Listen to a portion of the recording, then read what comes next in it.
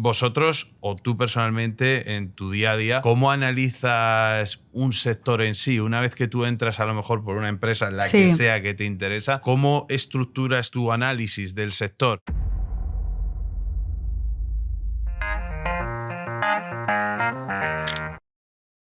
Una vez que ya miro la compañía, sí que intento posicionar un poco a nivel top-down. Esta compañía, ¿en qué sector opera?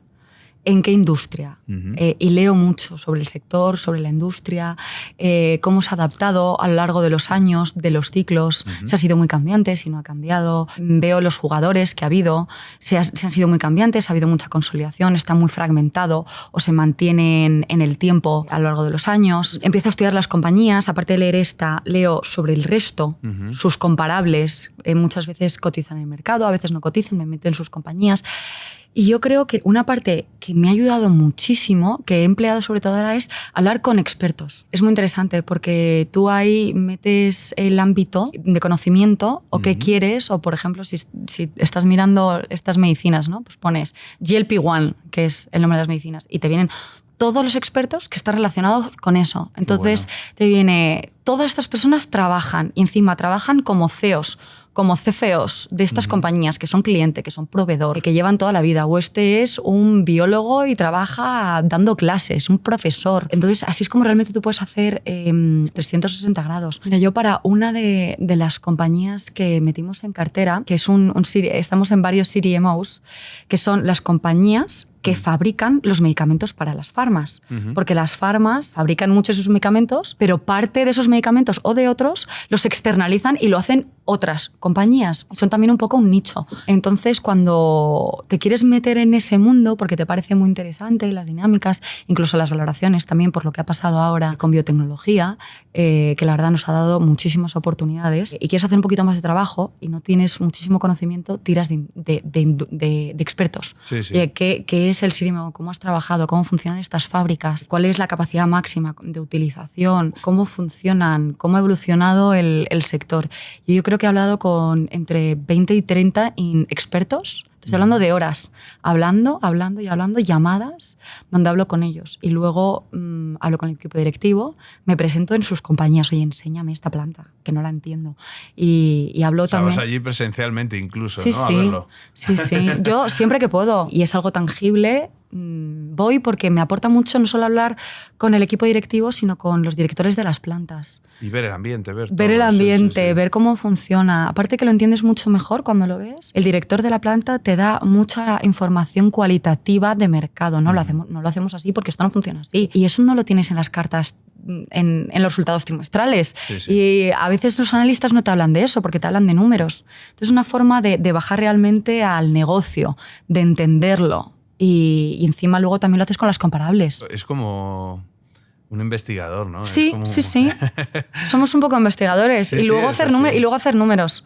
A ver, esto me encaja. Este catalizador, esto está barato. ¿Cuánto va a crecer? Porque he visto esto y lo otro, ¿no? El tema de armar esos sucesos futuros y armarlos en una estimación económica para meterlo al modelo, sí. Eso no tiene que ser fácil, ¿eh? Un acontecimiento que va a pasar dentro de X año y normalizarlo a nivel de números, de cuánto se incrementa el beneficio, las ventas, tal, a mí es una cosa que me fascina. Que tuve las estimaciones de analistas y la mayoría fallan, pero como escopetas de feria. ¿Por qué? Porque es que es imposible saberlo. Es muy difícil. Por eso muchas veces, no sé qué opinas tú, pero que esto es más un arte también, ¿no? El tema de la valoración es aproximar algo que es incierto y darle un rango de precio que muchas veces es un arte, es entender bien a nivel cualitativo para profundizar a nivel cuantitativo. La gente muchas veces, sobre todo se frustra mucha gente que nos ve, o alumnos que yo tengo y tal, que se frustran mucho con que vienen de ingenierías, que vienen del mundo más puro físico, ¿no? Y de una causa-efecto directa. Y claro, cuando se meten a invertir, se frustran de que no pueda ser todo cuantificable, ¿no? Que muchas veces le te has quedado un rango, ¿no? Es verdad que es difícil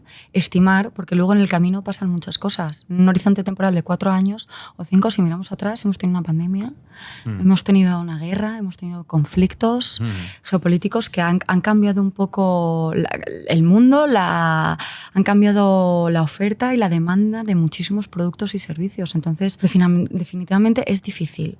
Yo creo que cuando tú tienes una cercanía con la compañía y trimestre a trimestre tú estás hablando con ellos, vas haciendo un poco esas modificaciones. Y también por eso también es importante el catalizador. Que ves, oye, esto se va a activar pronto o no. Ves cómo esa planta, donde están incrementando la capacidad para hacer más medicina, por ejemplo, para crear más productos, que te hagan más ventas, va finalizando. Y durante un año tú hablas con el equipo y te dicen, no, estamos a punto ya de finalizarla. Entonces termina el año y tus números probablemente están más cerca porque tú has estado hablando con la compañía. Entonces esa cercanía te da cada vez más seguridad y por eso yo te digo que es importante estar muy pendiente y muy cerca de los números y de la compañía, porque si la ves un poco como espectador o porque la sigue alguien, te pierdes muchísimo. Y en trimestres te puede cambiar, porque la fábrica de repente ya no tiene sentido, no hace números, ya no es rentable, deciden cerrarla, o una planta fotovoltaica, los precios han bajado y ya no tiene sentido, o los componentes han subido tanto que prefieres esperar. Entonces es estar muy, muy cerquita. Ese es un punto de la valoración. Y cuando tú tienes catalizadores, si analizas muy bien lo que está detrás de ese crecimiento de ventas, te es un poquito más fácil. Porque, por ejemplo, si tú has analizado un medicamento, vuelta al ejemplo de antes, si tú has visto que esa compañía ha lanzado un medicamento, el primer año ha estado en 3 países, en el año siguiente ha estado en 5 y a los 3 años ha estado en 10 y ves un poco la evolución de ventas, si tú ves que este nuevo medicamento, más o menos la población a la demanda puede ser parecida, tú más o menos puedes estimar cómo va a evolucionar las ventas, ¿no? Entonces el primer año puedes estimar que son 20, si están en 2 países, si llegas en los 3 próximos años a un poquito más que en el otro, pues puedes llegar a más millones.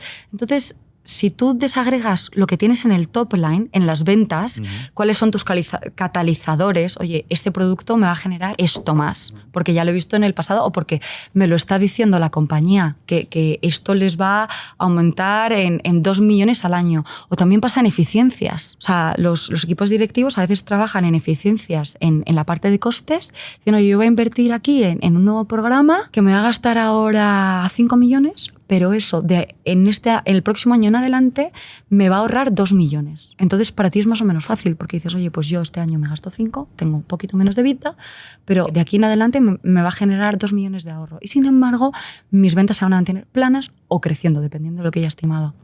Entonces, cuando tienes esos catalizadores y a veces también ayuda que se haya replicado un poco la misma historia en el pasado, porque sea por producto o porque medicamento, son cosas que ayudan.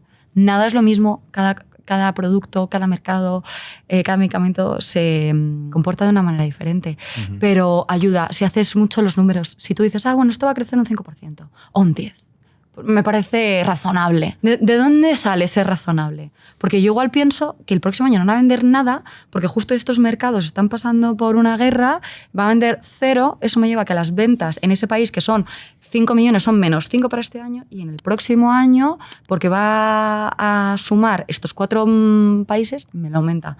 Entonces, aquí ir un poco al detalle, la verdad, yo creo. Y eso lo he aplicado también en este fondo de manera muchísimo más consistente y mucho más cualitativa y cuantitativa, y realmente luego no es tan difícil, si te soy sincera. Porque si a mí me preguntas por unas compañías, oye, ¿pero por qué va a doblar? Y yo te digo, pues por esto y lo otro, exacto. Y esa es la confianza que te da. Yo creo que al final es, al final del día, reducir el riesgo de tu tesis y de la cartera en completo. Yo asumo esto, ¿por qué? Explícamelo. Porque vale que el 10% ha sido en años anteriores, pero porque ha crecido en nuevos mercados, en nuevos productos, ha tenido incluso crecimiento en orgánico, porque han hecho compras, han comprado otras compañías.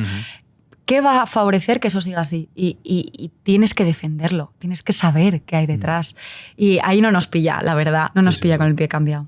Pero bueno, las cosas cambian y tienes que estar un poco preparado para ser flexibles y igual te sorprende y tienes que aumentar la posición porque es muchísimo más atractiva, el catalizador es mucho más fuerte de lo que tú te pensabas. Entonces, vienen las dos formas, ser flexibles para comprar más, aunque quizás la valoración sea un poco más exigente, pero tu catalizador es mucho mejor de lo que esperabas al principio, o ser capaz de vender tu posición sin que te tiemble la mano, porque tu catalizador no se cumple.